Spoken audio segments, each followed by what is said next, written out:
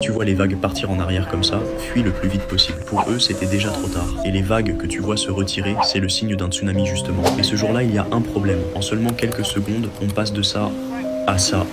C'est jamais aussi rapide normalement. Dans les 10 premières minutes, les vagues faisaient entre 6 et 10 mètres de haut. Et vous pouvez déjà voir les dégâts immenses que ça provoque. Mais surtout, regarde la violence à laquelle la vague tape le mur de la plage. Et dis-toi qu'à ce moment, il y avait encore des gens dans l'eau, mais plus pour longtemps. Quelques minutes plus tard, les vagues du tsunami faisaient plusieurs dizaines de mètres de haut. Certaines étaient même plus grandes que des immeubles. Mais le pire, c'est que des milliers de personnes étaient en vacances sur la plage et ne savaient pas ce qui allait arriver. Puis, en quelques secondes, une énorme vague a frappé. Elle a emporté tout sur son passage. Les personnes, les maisons et les Arabes. En quelques heures, plus de 220 000 personnes ont perdu la vie à cause du tsunami. Si tu ne veux pas finir comme eux, fais attention à ces 3 signes pour éviter un tsunami. 1.